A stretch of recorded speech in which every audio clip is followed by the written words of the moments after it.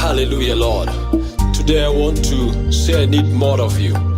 I desire more of you, Lord. I'm thirsty for you, Spirit. I'm thirsty for you, Lord Jesus Christ. I desire more of you. I desire you, Lord. I long for you. Nakutamani Baba. Nakutamani Yesu. Hallelujah. Your turn, your freedom. Say your turn, your freedom. Say my turn. My freedom. I'm not talking about my dress, my choice. I'm saying my time, my freedom. Hallelujah. Say my time. My freedom. Now today, as I share this, I believe that you'll be able to understand that by the end of this sermon, you will be better at using your time than anybody else. In fact, I'm not only doing it today, but even next Sunday I will continue, because there is so much mystery and there's so much power that is loaded in that time.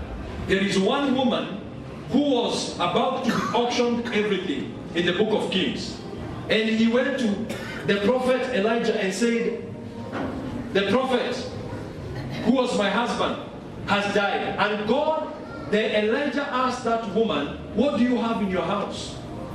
Now you are the house of God, and there is something that God has given you in your house that can be able to change your destiny completely. Amen? Amen. Can be able to change your destiny. If you understand this, I know you have had sermons about your time, but if you understand what I'm going to be teaching you today, you will be careful about everything that you speak, because every word that you say matters. Every word, every word. It doesn't matter whether you're saying a pen, whether you're saying a dog, whether you're saying a house, whether you're saying I'm going. Every word that you say matters and counts. Every word. Say every word. Every word. God does not speak anything. God does not speak anything. God speaks to change a situation.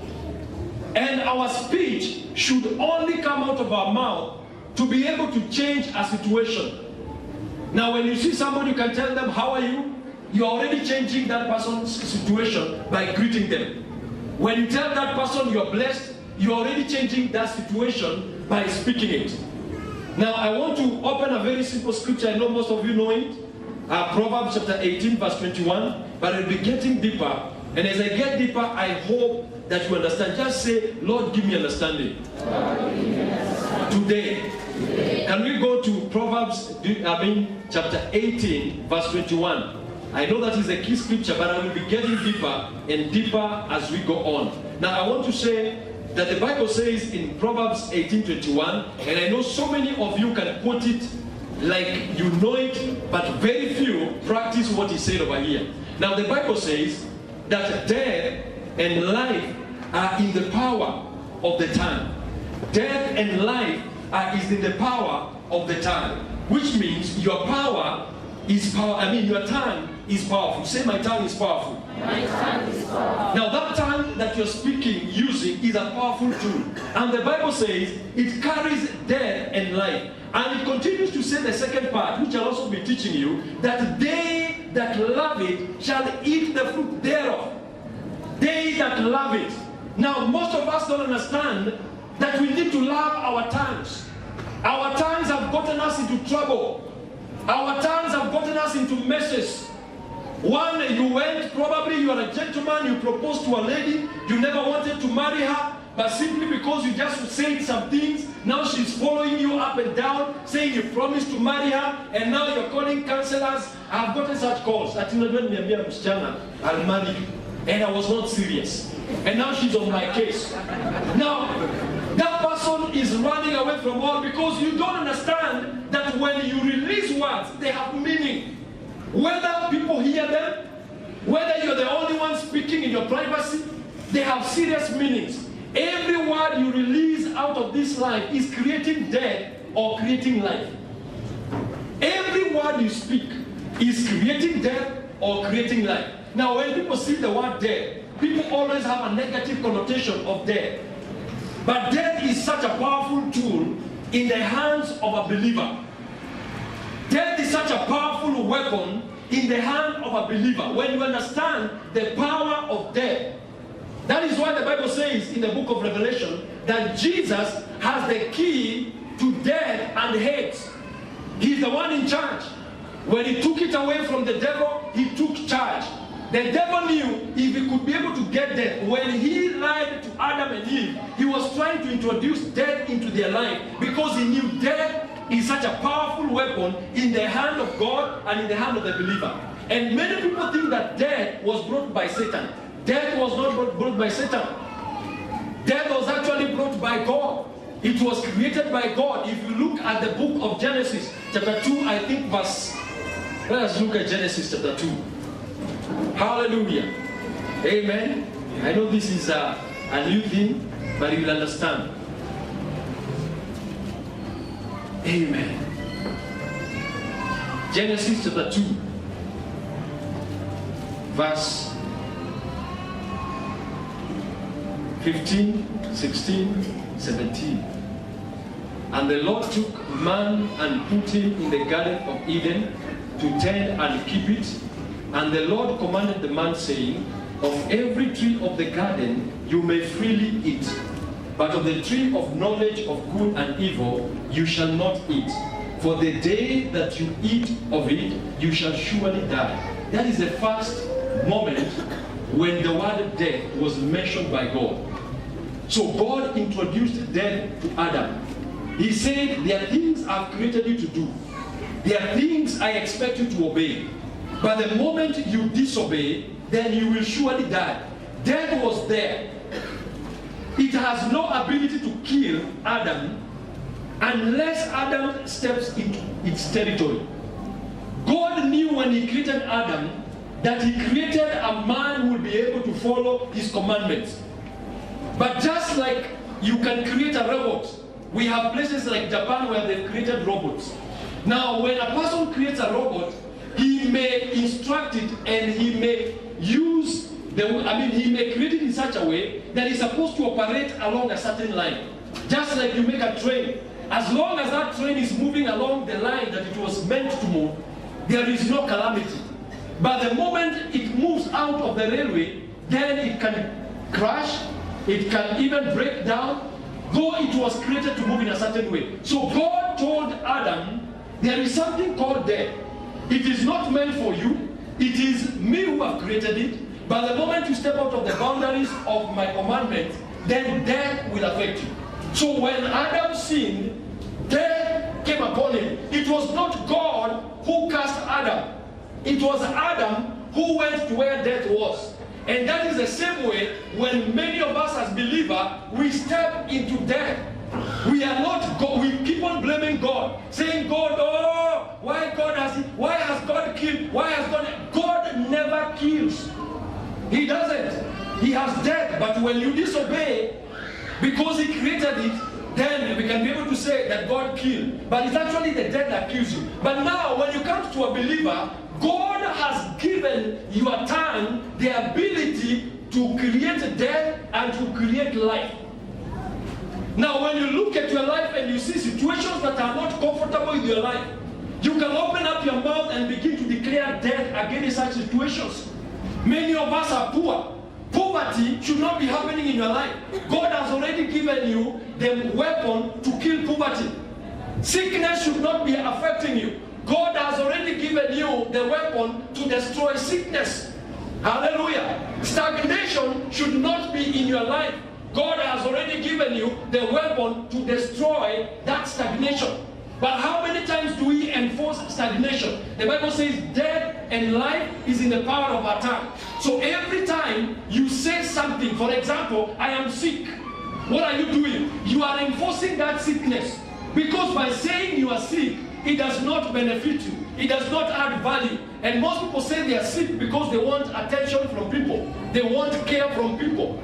It is important to say it, but you must always negate it with the word of God. I am sick, but by the stripes of Jesus Christ, I am what? I am healed. I am poor now. Hallelujah. But the Bible says, let the poor say, I am rich. Let the poor say, I am rich. So you have a responsibility with your tongue to change your destiny. Your tongue is a gift from God. Say, my a gift from God. Your tongue is a gift from God. Your tongue is a destiny changer. Many of you are hoping for your destiny to change. You are hoping somebody will come from somewhere and just change your destiny. Somebody will come from somewhere and employ you. But you don't realize that you carry the destiny-changing instrument for your life. You carry the destiny-changing instrument. But many times, how many times do you wake up in the morning and deliberately talk? You know, I'm so shocked when I go to the YouTube. You find it is the non-believers, people who don't believe in God, who are talking about how to use their time. You find they have instructions, positive thinkers, talking up, wake up every morning, say, I'm feeling good, I'm expecting good, this day will be good, and believers are waking up. And they're saying, this is the day that the Lord has made. But mi sioni kukitokea mazuri leo. Hii siku sioni sijui vile itaenda. God has given you a gift of your tongue. And that's what the Bible says, they that love it. Do you love your tongue? You know, most of you love your tongue because when you are tasting, that's when you feel the excitement. You only love your tongue when you are eating. Your mouth has got more purpose than just eating and talking. There is more to your tongue. That is a weapon that you are carrying. And that is why your tongue is one of the most protected elements in your body. Hallelujah. Bwana asifiwe. Hallelujah. Amen. Your tongue controls your destiny. Your tongue. That thing that is inside there controls your destiny. And how you use it will determine how far you go. Many of us are stranded because you have spoken words of being stranded. Many of us are unmarried because you have spoken words against your own marriage. You can't be saying men are useless. You can't be saying that women are liars and cheaters and you expect that one day you will get married. It will not happen. You have already cast your destiny. You listen to one person who comes and says that women are bad. A wife is a dangerous animal. That is the way some people will say a wife is a knife. And so you also join it and you begin to say the same things. So already you have created a knife. So even if you get a girlfriend, she will come like a knife. So she will come and cut you, and so you will enforce the words that you kept on saying. You can't be. If you analyze your life very well. It is a sum total of what you have been thinking and what you have been saying. You can't blame your father. You can't blame your sisters. You can't blame your brothers. You can't blame this nation. You can't be cursing your own city. You wake up in the morning and say Nairobi is a, you know what you call it, is a hole. Even believers, that Nairobi is a hole. You know the one that you put in front there? A dung hole. That's what you say. So Nairobi will become a dung hole. Everywhere you step, you will live in sewage. I'm just telling you. Because many of us are blaming the government, you're blaming governors, you're blaming MPs and MCAs, and you are the people that are supposed to be shaping the destiny of this nation. Hallelujah. Amen. The Bible says in Proverbs chapter 11 verse 11, by the blessing of the upright, a city is exalted. By the blessing. You cannot keep on cursing your city. You cannot keep on cursing your nation. You cannot keep on cursing your estate and you expect that you will enjoy the blessings of that estate. By the blessing of the upright, a city is exalted. Can we say Nairobi will bless you? Hallelujah. Where can you scripture tafadhali? Nakuwa chap chap. Hallelujah. By the blessing of the upright, a city is exalted. So how many times have you blessed Nairobi? How many times have you blessed Kakamega? How many times have you blessed Muranga? How many times have you blessed Mombasa? All of us, we keep on working and saying the kind of a nation. That is why Americans keep on prospering. You will always see, even if Americans are going through issues, they'll be saying, America, a great country, a great nation. They are never cursing their nation. Never. Never cursing their nation. There is no way you can keep on opening your mouth against a nation, against a city, and expect the blessings of that city to come upon you. Hallelujah. But look at the same time, by the words of the wicked, it is overthrown. So wicked people are the ones who are supposed to overthrow a city. But you are not a wicked, you are a believer, you are the righteous. But what are you doing? You have joined the wicked to keep on cursing our Nairobi city. You have joined the wicked and you keep on cursing our nation. Kenya is the worst nation I've ever seen. Kenya is full of corruption. That's what you keep on saying. Now when you say it, you reinforce it. What has he doing? We've got to change. If you want this nation to bless you, you will never hear me saying that Nairobi is a bad city. This Nairobi is good. Hallelujah. Hallelujah. Amen. It is a good city. You have even contributed. How many of you throw banana peels outside your car when you're driving? How many? I know you can't lift up your hands, but you do it. So you have contributed to the garbage. And you're calling Nairobi a dirty place. How many of you in the dark of the night, after you have made, I don't know, your whatever, you carry your garbage can, and suddenly outside your neighbors, unaweka hapo chini. Then you say Nairobi is a dirty, you are contributing into it. Yes. Hallelujah! Oh, yes. So we've got to change. It is us who've got to change. You ask my wife, you will never see me throwing banana peels out of the car. They would be filled in the car. Even when I think we were with enough. He can testify. We buy bananas, I tell him, put them in the car. When we find a dustbin, that's when we put them.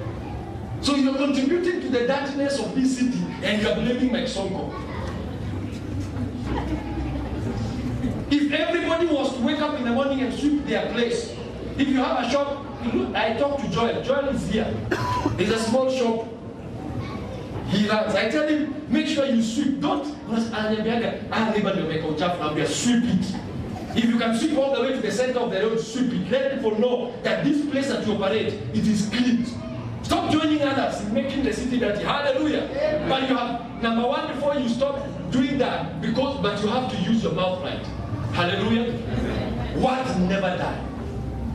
Words never die.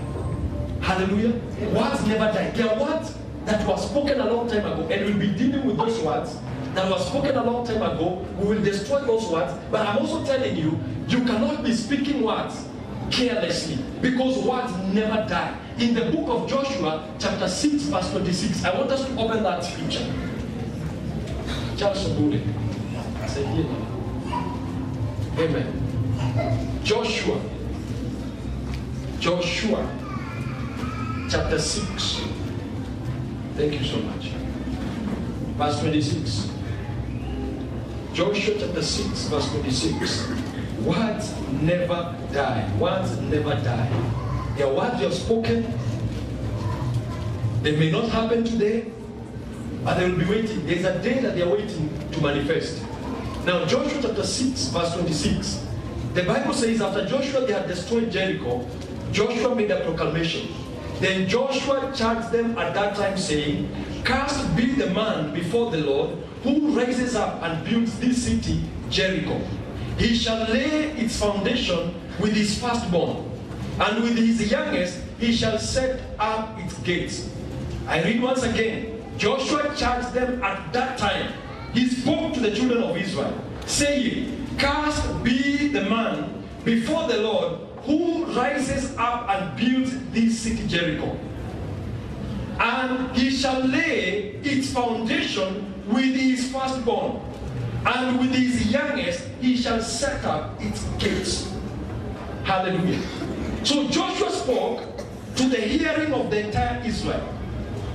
He made a decree that anybody who tries to build Jericho once again will lay the foundation at the cost of the firstborn. That means anybody laying a foundation to build up Jericho again will lose his firstborn. And he also said, anybody, even if you build that Jericho, and when it comes to put the gates up, then the lastborn shall die. Now I want to show you from the scripture. Go to 1 Kings chapter 16, verse 34. 1 Kings chapter 16, verse 34. Your tongue is powerful, and the words that you speak never die. Your tongue is so powerful, and the words that you speak never die.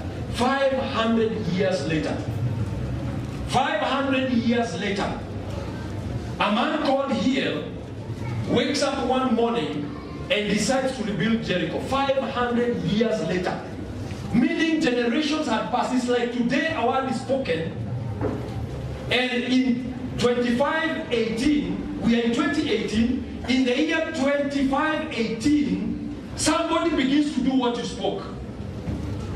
Somebody begins to do, probably you made a proclamation, you forgot about it. But 500 years later, the Bible says in verse 34, in his days, hear of Bethel. Bethel means the house of God. This was a man who was of the house of God. This was a man who was actually planted in the house of God. This was a man who today would be called a believer. But he did something that was spoken against by Joshua. And here, in his days, here of Bethel built Jericho. He laid its foundation with Abiram, his firstborn. Abiram was his firstborn. By the time the guy was building the foundation, suddenly Abiram dies. And the guy cannot understand what has happened. I just lost my son. He's going around and he says, I just lost my son. And most people probably never remembered that there were words that were spoken and they were not passed. Have you ever heard, even in our African culture, where somebody keeps on telling you, your grandfather said that you must never do this. If you do this, it is a curse. Have you ever had such situations? Unasikia mambo, unasikia unaambiwa, najua hii kitu tufanyagi kwetu. Now, these words are passed on so that people can stop doing probably what was not supposed to be done. And today we are going to destroy some of the words that have been spoken in your generations, but your parents never got to know them. Your grandparents never got to know them. So some of you are suffering because you are doing some of the things that your ancestors say that you don't do. But since you belong to the Lord Jesus Christ, there is nothing illegal that you can do as long as it is right. Amen. Hallelujah. Amen. You know, we have cultures where you hear, this clan does not marry from this clan, especially in our culture. You find this clan does not marry from. These were words that were spoken because of probably somebody did something wrong. But now that we are born again, those barriers are broken. But some of you are affected by words that were spoken maybe 500 years ago, 800 years ago. So you do something today, maybe they say anybody, maybe somebody stole shoes, maybe sandals. And that old mzee woke up akasema, hii jamii kutoka isije kabavya. So you wear shoes, but you are not progressing in your life. Because somebody lost shoes and proclaimed a curse. And because you don't know that it was proclaimed, so every time you are wearing shoes and you don't know, it is a curse that is working against you. It is not wrong to wear shoes. But because one person spoke and those words were not nullified, the words of Joshua never died. They remained in the air until the time when the man laid the foundation. The firstborn died. The guy continued to build because he was not aware that he was doing anything wrong. His grandfather or his father or his ancestors never passed on that instruction. They never said, you know, Joshua said something, we should never do this. So somewhere, that information died, but the words never died. So this guy, the Bible says, when the firstborn died, he continued. And with his youngest son, Segub, he set up its gates, according to the word of the Lord, which he had spoken through Joshua, the son of Nun. Can you imagine 500 years later, words were still working? Now, there are words you have spoken, you called yourself foolish. You said, I never make it. You said, I'll never get married. So those words are still waiting. So anytime a man comes to propose to you, the words land in the middle. And they are acted on. This person said, I will never get married. So suddenly the man walks away. You are a man, you have said, I will never marry from a certain tribe. You said it many years when you were in class 2. You thought that because you were young, your tongue was not effective. Let me tell you, there are some things you said when you are still so young, but you could make out words, but they affect you up to now because words never die. This is not about being young. And that's why I'm saying, even to the young people who are seated over here, you cannot keep on speaking nonsense. And you expect, one day you say, I will never work. Mr. Defanyakazi kusijui kwa mwini. Then the only job you can get is an Indian job. And you said when you are young, because you saw a certain Indian mistreating probably your father. So then they have changed. Maybe now they have better terms. So you go and you get an appointment, and you see the Indian, he comes, he says your papers are okay, but something happens, they don't employ you. Why? Because in class 2, when your father was mistreated by an Indian, you said, I will never work for an Indian. So the words just came at the right time. When you're just about to be employed, the words come there. This person said, you will never work for an Indian. Amen? Amen. So today you're going even to be nullifying words that you have spoken when you're still a baby. Some of you say, I'll never marry a tall man. Because probably you saw a tall man kicking somebody. And so tall men have been proposing and you wonder, you like them now, but suddenly because the guy is tall, when he's about to marry or propose to you, suddenly he walks away. But when you are in class 4, maybe a tall boy harassed you. And so you say, I will never marry a tall, I will never marry a woman who does not have hair. So suddenly it becomes fashion. So she comes to you, without hair, she looks nice, you propose to her, but suddenly the father refuses. Simply because your words have found time. They are still working. You never nullified them. Hallelujah. So I'm talking, I know there is who has not spoken nonsense in your lifetime when you're young? Who has not? Who has not? Kila mtu ameongea. So this one is for everyone. Today we are going to repent seriously. And you are going to uproot some words. Hallelujah. So 500 years later, those words find fulfillment. So we've got to be careful of everything that we speak. We've got to be.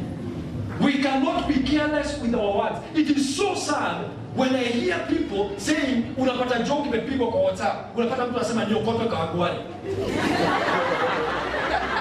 Niokotwe wapi Kawangware? Meaning, kama utaokotwa, you have to fall.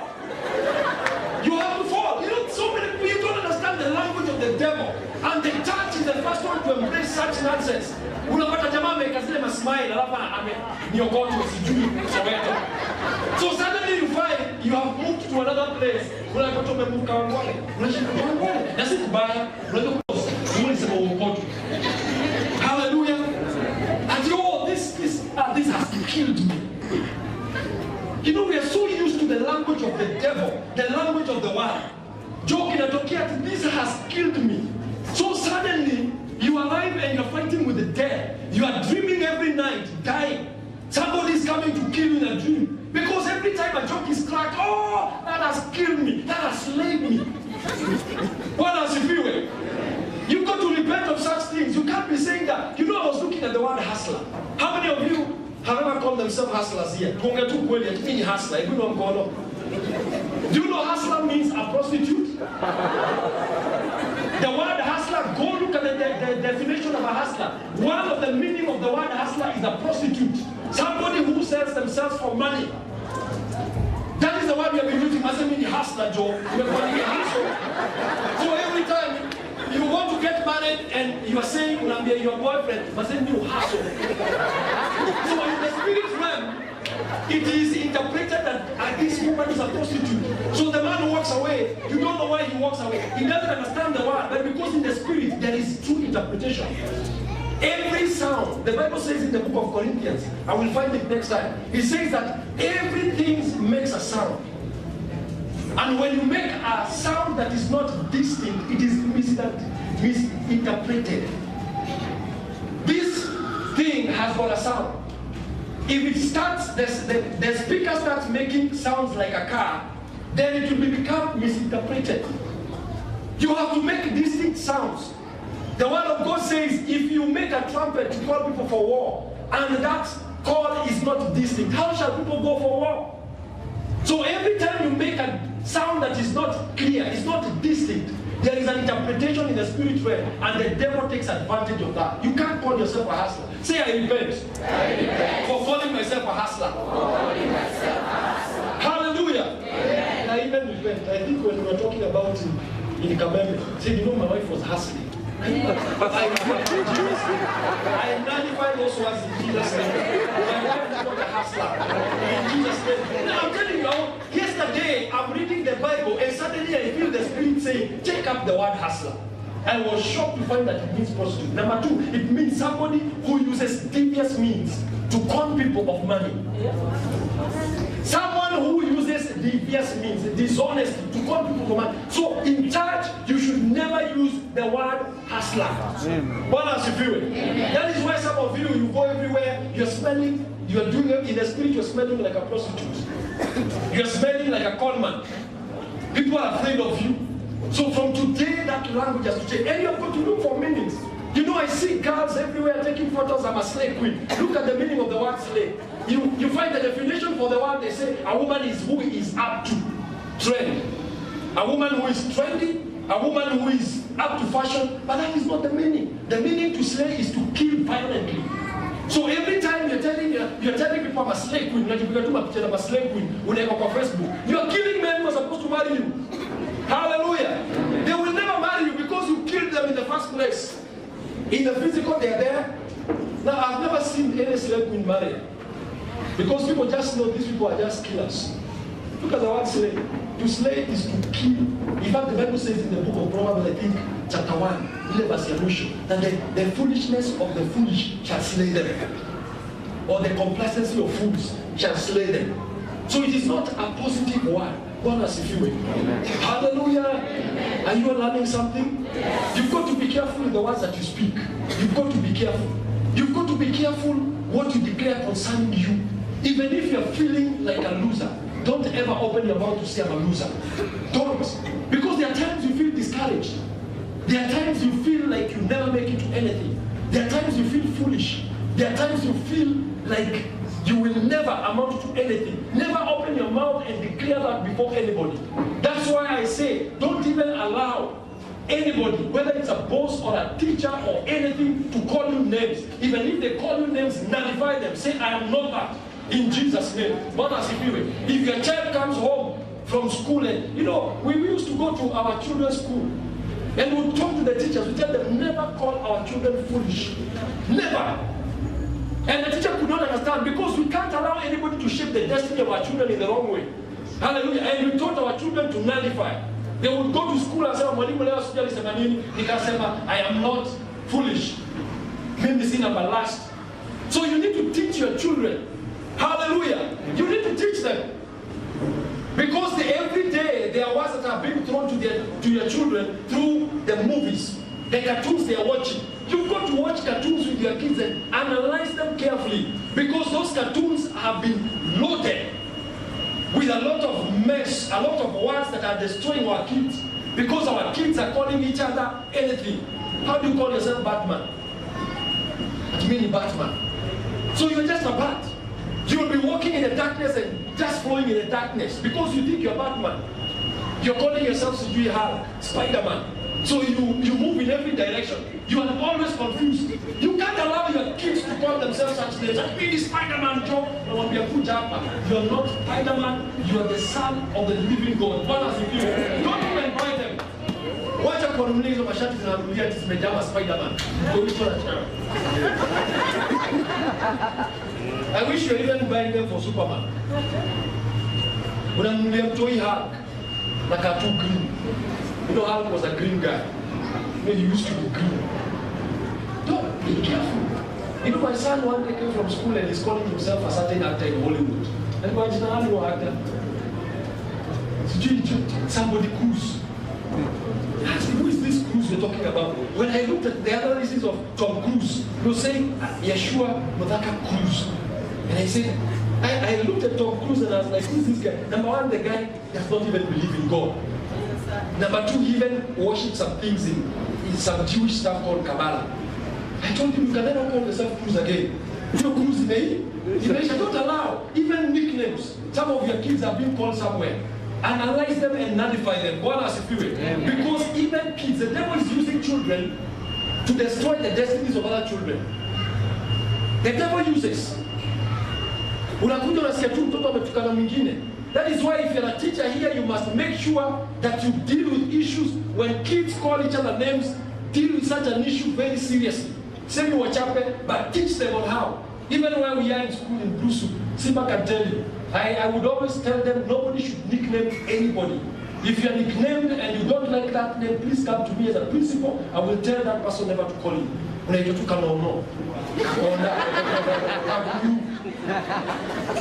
may not be a kaburu, but now in your spiritual life, you start limping. Everywhere you're limping. Your money is limping. Hallelujah. Your relationship is limping. Bwana asifiwe. That is not your portion in Jesus' name. Hallelujah. Now Proverbs 21 verse 23. Proverbs 21 verse 23. So watch your words. They never die. Your words never die. They will always find fulfillment in your generation or in a generation to come.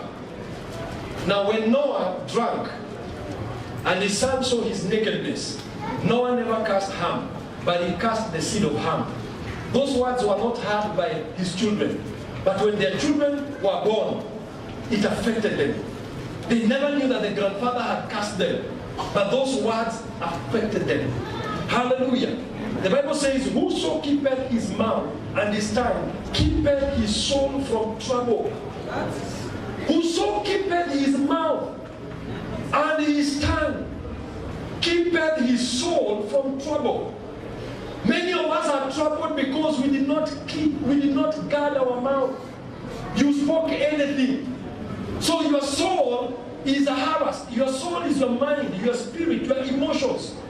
You find you are emotionally unstable because you have been speaking things that are not logical.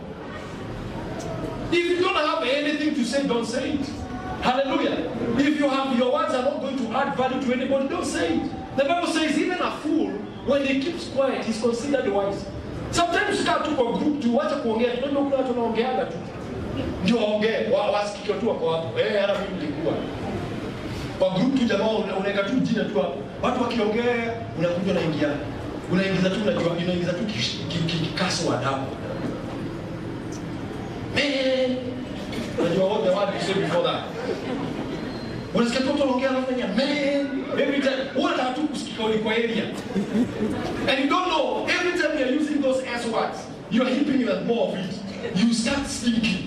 You start becoming like those words you're saying. You know, I met a Christian girl some time back, and suddenly we are talking and then the F word comes out of her mouth. And I'm like, you know, what are you saying? She said, I'm sorry. But you see, it's because we are so used to being like the world, we don't realize what we're doing. We are shaping our destiny with the wrong words. We are using the wrong building blocks to build our life. Whoso keepeth his mouth. Keep your mouth. Say, I will keep my mouth. You don't have to talk. You don't have to. You don't have to. You know, naturally, for me, I'm a quiet person. Naturally. I find it very hard to start conversations anyhow. With people I don't know, I can come and sit quiet. And sometimes it used to bother me. Because I'm like, I need to talk. I need to say something. But sometimes I'm looking for that something to say, I find it is not necessary. So now, sometimes unajipata unataka kuingia kwa conversation. Hii gava ina shida. Hii gava. Okay, so you're just talking. Because you want to enter into a conversation. Hii serikali tuna shida. You know, I have corrected so many people. I think Steve can be here, can bear me witness. Every time he comes home, he says, mimi nataka kuacha. We always tell him, Steve, wacha kusema kuacha. Kuacha ni kufa. Mimi nataka kuacha. Alituacha. So you go visiting people, don't say such words. Mimi nataka kuacha. Ama mimi nimewaacha. Say, nataka kwenda nyumbani kwangu. Bwana asifiwe. Because you can even say nataka kwenda and you go somewhere else. Bwana asifiwe. So be careful with your words. Amen. So many of you are struggling in business and in school. Why? Maisha yanayaje basi tunang'ang'ana tu. Sisi tunang'ang'ana. So you keep on struggling in life. So many of you are ng'ang'anani. Everything you are doing, your business, you are pushing it. Your family, you are pushing it. Your academics, wale watoto wako shuleni, mimi natuna masomo. You can't say that. You have to change your language. Masomo yanaendelea vizuri. Biashara inaendeleaje vizuri. Hallelujah. Bwana asifiwe. Sema singangani. Nasonga mbele. That's the way to speak. Stop reinforcing your business with the wrong words. Hiyo story ya kungangana iishe. Amen. Bwana asifiwe. Amen. Unasikia nafi. Iishe. Proverbs 15 verse 4. Proverbs 15 verse 4. Amen. We've got to be careful. Proverbs 15 verse 4. A wholesome tongue. I want to, if you I'll finish with this, because when you understand this, your life changes too. A wholesome tongue is a tree of life. A wholesome tongue is a tree of life. A wholesome tongue is a tree of life. Amen? Can you say that? A wholesome tongue. Say it again like you mean it. Now I want you to put yourself there. You say, my tongue is wholesome. Therefore it is a tree of life. Hallelujah. Now, if you look at that scripture, the Bible says, but perverseness in it breaks the spirit. Perverseness. You know, so many believers are perverse. Perverse, you speak things that are so gross. And what you don't realize, you know, I have had believers, teachers, people say that the spirit is always whole. The spirit is not whole. The Bible says perverseness in your tongue. When you're using the F words, you're using the S words, you are cussing everywhere, breaks your spirit. It's a breach. A breach means somewhere it's like the dam in Solai. How did it break? It broke because there was a breach in the wall. So the waters broke out. But now you find when you are perverse in your language, the way you speak to people, you are cursing everywhere. You are using words that are wrong. You are calling your husband, you are calling your wife, you are calling your children wrong words. You are cursing them. He says it's a breach in the spirit. A breach means there is an opening in the spirit. Therefore, demonic forces can enter your life simply because your tongue is not wholesome. You've got to be careful. Young people, you've got to be careful how you talk, because you watch movies. You watch movies from, I don't know, America. Some of those black people that are cussing everywhere, and so you have picked up some of those words, and so you find that your spirit becomes broken. And the Bible says, a broken spirit, who can bear? A broken spirit who can bear. You'd rather have a broken body than a broken spirit. There is a guy called who preaches. He doesn't have hands, doesn't have legs. He's broken up. You can say he's almost broken up. But the guy has got a wholesome spirit. And because of his wholesomeness, he's able to accomplish so much. You have find believers who are whole, physically whole. Their eyes can see, their ears can hear. But because your spirit is broken, there is no progress in life. Because we are talking about progressing in your life. You must progress. But today we have to pray to repair our broken spirit. Because some of the words you have been using, even in your groups when you're writing in WhatsApp, simply because we don't belong to that group. You know there's some groups you don't know you belong to. And they use curse words. So you want to fit there. Look at Peter. Peter was harassed by a small guy. Hey, this man. And Peter said, I was not there. I'm not the one.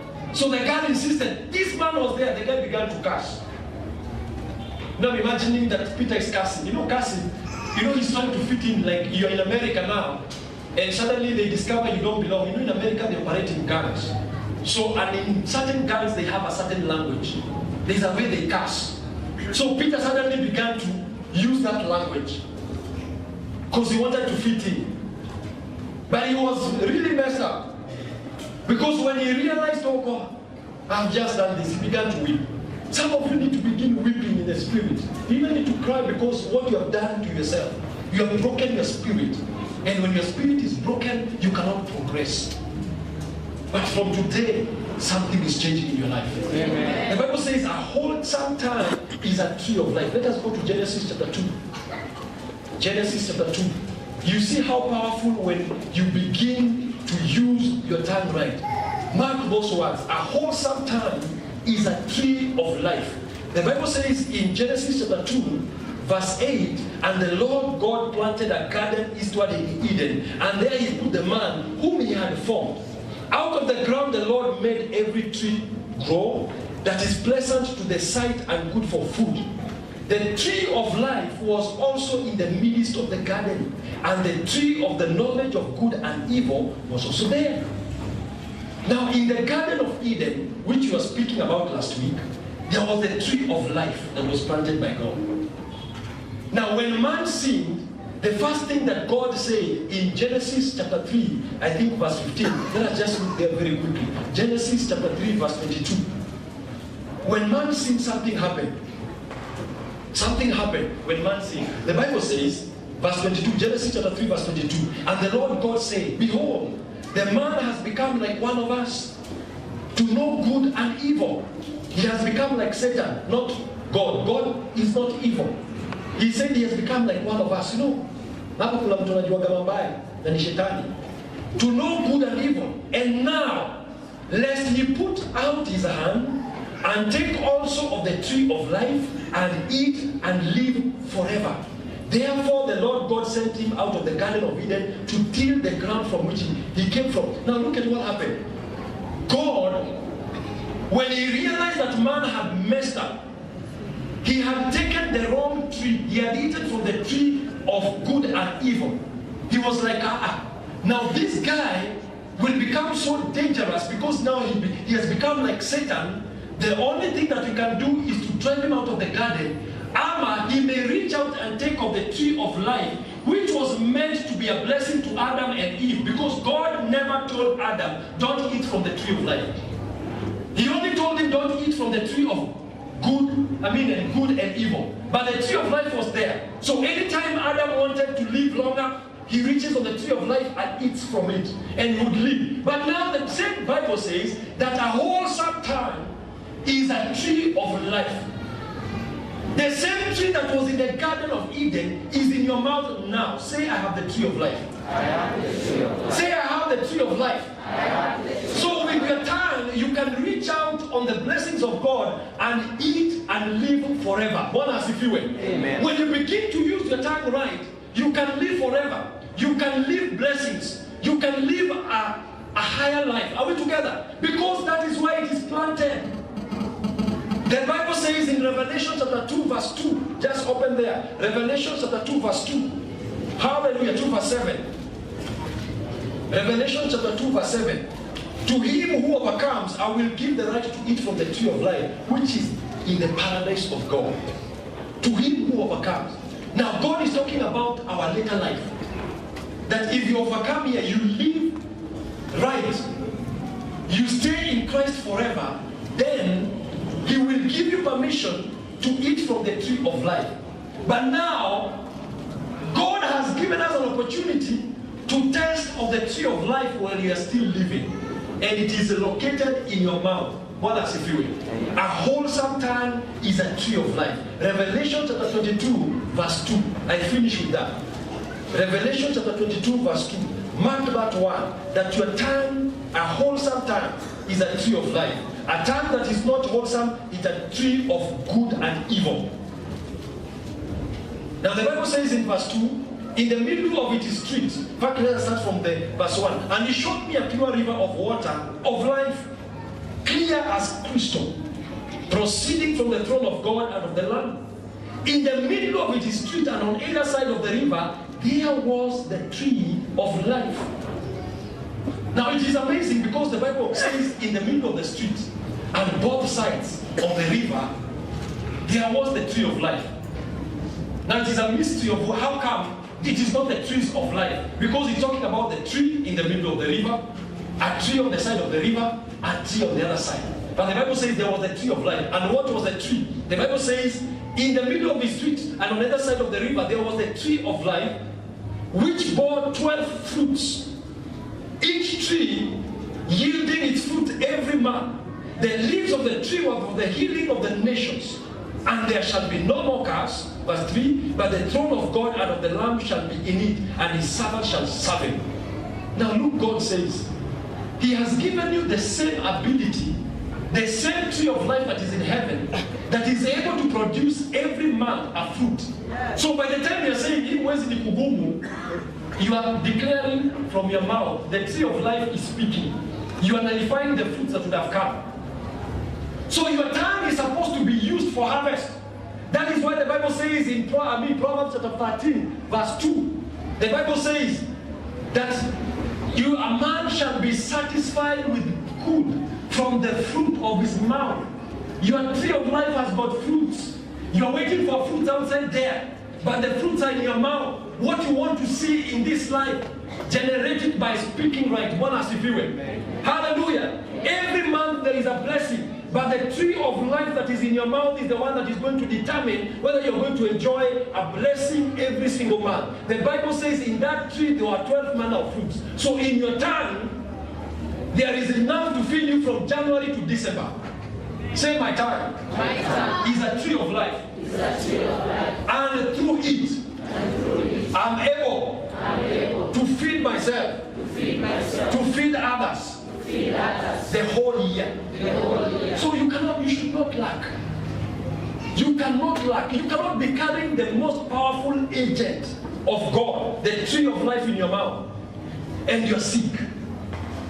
The Bible says death and life is in the power of the tongue. And Proverbs chapter 12 verse 14, it still says the same. Proverbs chapter 12 verse 14, a man shall be satisfied with good by the fruit of his mouth. Say, a man shall be satisfied with good, not with bad, with good. Say, I will be satisfied with good from what I speak. So if you are seeing anything that is in your life that is not what you want to see, it's because you have not been speaking right. If your marriage is not working properly, work it out with your mouth. If your business is not prospering, work it out with your mouth. If your body is not working out, work it out with your mouth. I want us to stand up. Next week I'm continuing teaching on this about your time, your life.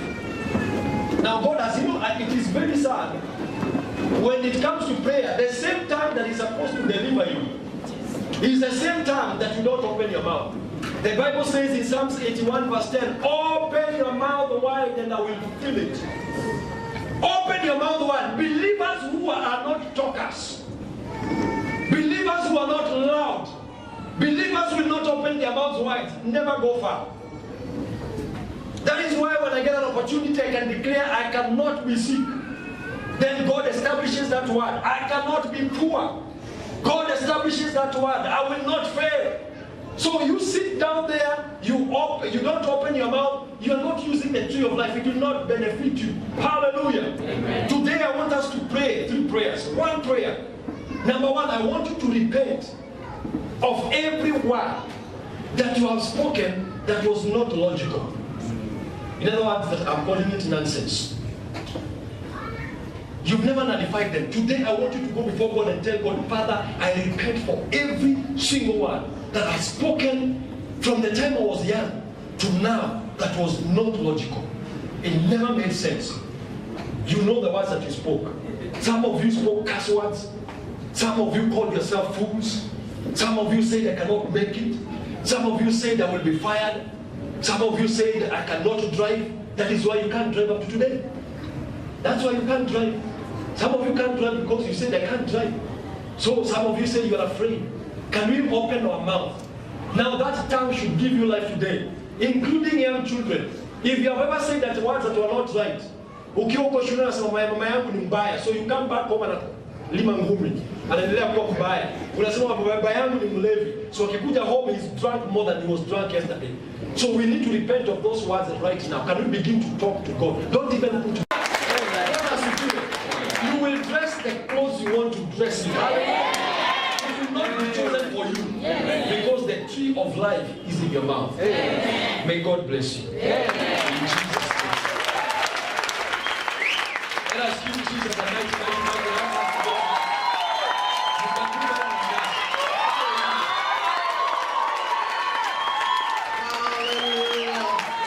Glory. The Bible calls our tongue a sharp threshing instrument with teeth. Sharp threshing. Why? Because it's supposed to thresh down every foundations of Satan against your life. Say amen. Amen. So